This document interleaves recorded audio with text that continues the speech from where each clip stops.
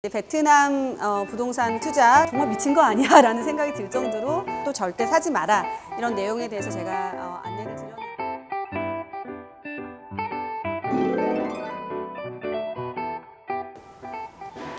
네, 안녕하세요. 제가 그동안 베트남 투자에 대한 영상 자료들 많이 올려드렸는데요. 과연 베트남에 투자하는 게 또 안전한지, 리스크 요인은 없는지, 어떻게 투자해야 되는지 그런 위험한 요소들을 좀 설명을 해달라는 요청들이 많아서 베트남 투자, 이런 아파트는 절대 투자하지 마십시오라는 내용으로 오늘 영상을 소개를 해드리겠습니다. 자, 해외 투자, 특히 이제 베트남 많은 분들이 주변에서 투자를 하셨기 때문에 나도 한번 투자를 해볼까라고 생각은 하시지만 정작 쉽지 않은, 만만치 않은 투자라고 생각하실 텐데, 자, 이 베트남에 투자할 수 있는 리스크 요인, 우선은 제가 한 3가지 설명을 드릴게요. 자, 첫 번째는 이제 환리스크, 그 다음에 두 번째는 아무래도 이제 사회주의 국가이기 때문에 어떤 제도의 변화, 법규의 변화, 이런 부분이 있을 거고요. 자, 세 번째 리스크는 한국에서 해외로 송금을 해서 이제 해외 구매를 하시는 거기 때문에 한국 내에서의 어떤 제도의 변화, 이런 3가지 요소를 좀 생각하셔야 될 것 같아요.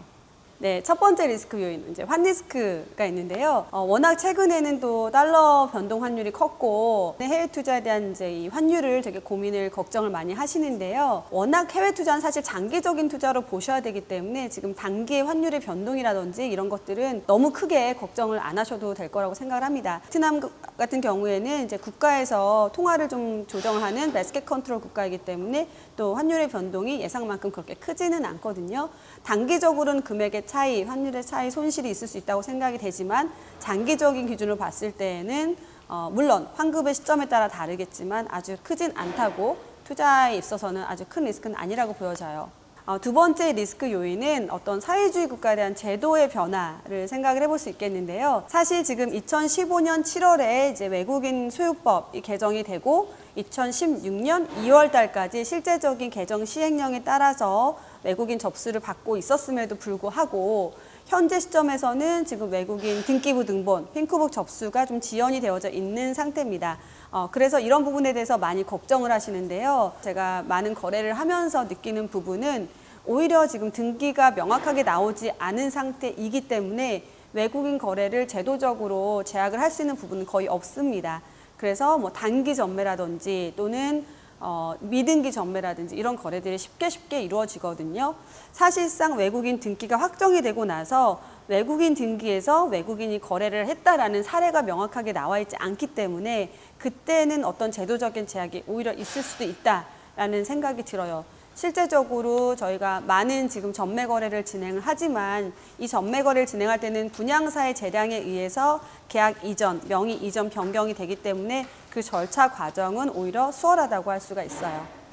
네, 세 번째 리스크 요인, 제가 설명드렸던 아무래도 한국에서 해외로 투자를 하시는 분들이 대부분이기 때문에 한국이든 또 중국 제3국이든 그렇게 해외로 투자를 할 때 자금 송금에 대한 리스크 많이들 걱정을 하시는 부분이에요.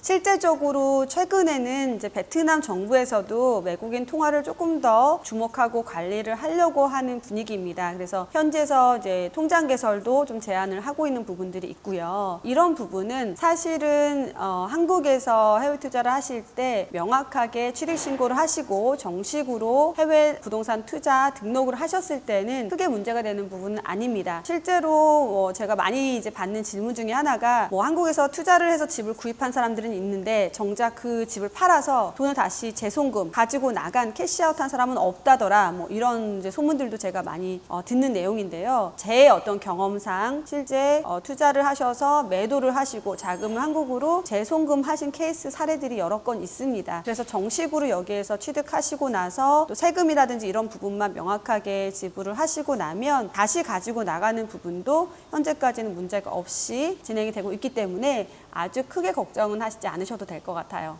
자, 또 제가 이제 많이 받는 질문 중에 하나, 베트남 아파트 지금 사면 오를까요, 과연? 그간 몇 년 동안 이미 투자를 하신 분들 가격이 많이 상승했다고 하는데 막차가 아니냐? 뭐 이런 질문들도 사실 많이 받는 질문인데요. 실제적으로 베트남 그 사이에 가격 상승이 한 3, 4년 사이에 있었던 것은 사실입니다. 또 30% 이상 가격이 오른 곳도 있어요.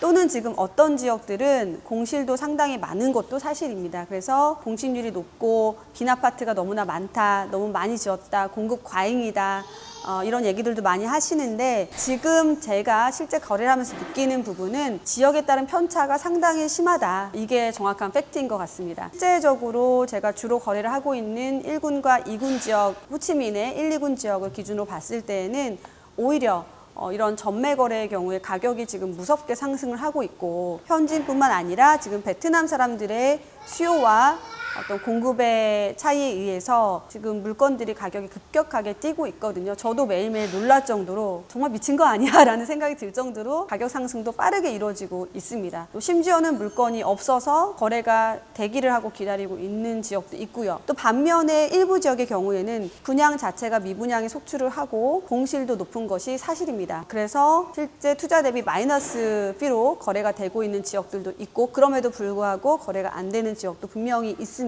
그래서 이렇게 투자를 하실 때에는 현명한 투자가 무엇보다도 중요하겠죠. 그러면 베트남에 이제 어떤 아파트로 투자를 해야 되는지 좀 저의 경험을 빗대어서 베트남에서 이런 아파트는 절대 사지 마라. 요거에 대해서 제가 한 3가지 설명을 드릴게요. 자, 첫 번째는 도심 지역에서 거리가 너무 떨어져 있는 투자처는 피하셔야 되고요. 두 번째, 인프라가 형성되어져 있지 않은 지역, 인프라 형성 지역과 거리가 또 역시 먼 지역은 투자를 좀 피하셔야 되고, 세 번째는 초기부터 분양가가 지나치게 높은 프로젝트, 이 3가지 조건은 피하고 투자를 하셔야 됩니다. 네, 첫 번째, 이제 도심에서 멀다라는 거는 교통 인프라가 아직 형성이 되지 않았다는 거겠죠. 아무래도 이제 베트남이 사회주의 국가이기 때문에 이런 도심 지역으로 인프라라든지 이런 것들이 형성되는 시간이 생각보다 오래 걸립니다. 그래서 뭐 향후에 개발될 유망한 지역들도 물론 저도 추천을 드리긴 합니다만, 분명히 아셔야 되는 것들은 그런 지역들이 예상보다 시간이 오래 걸린다는 겁니다. 그 일례로 지금 지상철 공사 하나만 보더라도 사실은 지금 2019년에 완공이 된다라는 저희 정부의 고지가 있었음에도 불구하고 지금 아직 지상철 1호선 공사가 마무리되지 않고 있고, 시간도 지금 1, 2년 이상 또 지연이 될 예정이에요. 이런 것들이 이제 사회주의 국가이기 때문에 정책 하나가 결정이 되고 그게 시행이 되고 실제적으로 뭔가 이루어지기까지는 시간이 꽤 오래 걸린다는 거. 그래서 도심 지역과 거리가 너무 먼 지역은 투자로 좀 피하셔야 되는 지역입니다. 두 번째는 인프라가 형성되어 있지 않은 지역. 향후에 뭐 5년 앞으로 어떤 그 정부의 도시개발 계획에 의해서 인프라가 형성이 될 거다 하는 지역들은 우선은 아까 말씀드렸던 것과 같은 맥락이긴 하지만 시간이 좀 오래 걸린다는 건 예상을 하셔야 됩니다. 물론 장기 투자로 생각하셔서 오랜 시간을 투자하실 계획이 있으시겠지만, 사실상 실제 제가 거래를 해보면 지금 호치민 지역의 가격이 급격히 상승한 그런 프로젝트들, 아파트들을 보면 인프라가 이미 형성이 되고 학군이 이미 갖춰져 있는 지역들이 가장 빠르게 가격이 상승하고 있거든요. 그건 너무나 당연한 이치겠죠. 부동산 투자에서는 easy to sell, easy to buy, easy to rent, 이 3가지 조건이 가장 중요한데요. 쉽게 살 수 있고 근접, 인접한 생활 편의성이 갖춰져 있는 지역에 누구나 먼저 들어오려고 하기 때문에 수요가 높아지고 가격도 급격히 상승을 할 수가 있는 겁니다. 그래서 투자를 하실 때 학군이라든지 주변에 인접한 상권이라든지 이런 것들은 꼭 따져보시고 투자를 하셔야 됩니다. 세 번째, 이제 고분양가 프로젝트들. 최근에 이제 워낙 호치민에서도 분양 경쟁, 특히 외국인은 이제 제한적인 수요로 구입을 할 수가 있기 때문에 이런 걸로 인한 이제 분양 경쟁들 상당히 치열한데요. 초기에 분양하는 가격부터 이미 가격이 고가 형성이 된 것들은 물론 오르긴 합니다만 아무래도 가격 부담이 좀 있기 때문에 위치 지역적으로 정말 투자가 유망한 지역이 아닌 경우에는 조금 피하셔야 됩니다. 그래서 지나치게 가격이 높은 고분양가 프로젝트들은 한 번쯤은 고려를 해보셔야 돼요. 베트남에서 이런 아파트 사지 마라. 제가 이제 3가지 주의하셔야 될 부분 말씀을 드렸는데요. 이 3가지 외에도 또 주의하셔야 되는 부분 한 2가지만 더 추가로 말씀을 드리면, 베트남에서는 방향이 되게 중요합니다. 아무래도 더운 나라이기 때문에, 특수한 기후이기 때문에 여러 번 말씀을 드렸듯이 이제 북동향의 방향들을 좀 선호를 하거든요. 그래서 동층 방향 선택이 상당히 중요하시다라는 거, 그리고 공신력 있는 개발사와 거래를 하셔야 된다라는 거, 이 부분도 정말 중요합니다. 중요한 부분입니다. 실제적으로 제가 많은 프로젝트들 분양을 진행을 해보면 분양 프로젝트들이 정부의 어떤 건설 승인이 부족해서 중간에 멈추거나 아니면 지연이 되거나 이런 경우들도 상당히 많이 있습니다. 그런 부분들은 결국은 공신력 있는 시행사가 정부와 문제를 풀어나가야 되기 때문에 공신력 있는 투자사, 개발사를 통해서 거래를 반드시 하시라는 거 이렇게 두 가지 추가로 더 말씀드릴게요. 네, 지금까지 이제 베트남 부동산 투자 주의하셔야 될 점, 그 다음에 이런 아파트 또 절대 사지 마라 이런 내용에 대해서 제가 안내를 드렸는데요. 무엇보다도 정말 중요한 부분은 해외 투자이시기 때문에 발품 많이 파셔야 됩니다. 단순하게 뭐 블로그라든지 카페나 이런 유튜브 정보만을 보고 내가 어디가 좋다고 하니까 뭐 투자를 해야겠다, 또는 한국에서 어떤 회사가 와서 뭐 세미나를 하는데 내용을 들어보니 투자할 만하다, 이렇게 단순한 어떤 기준을 가지고 판단해서 투자하시면 절대로 성공하실 수가 없습니다. 직접 오셔서 현장도 보시고 부동산 말이 맞는지도 확인을 해보시는 그런 검증 절차가 필요하시기 때문에 반드시 오셔서 발품을 팔고 여러 가지를 비교해 보시고 투자를 하시라는 말씀 드리고 싶고요.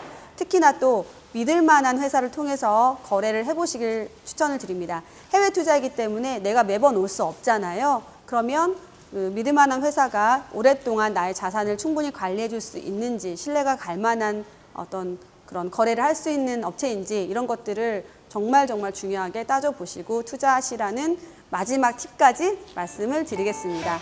모두 베트남 부동산 투자 성공하셔서 성투하시고 많은 수익도 오셨으면 합니다. 자, 오늘 영상도 마음에 드셨다면 구독과 좋아요 부탁드립니다.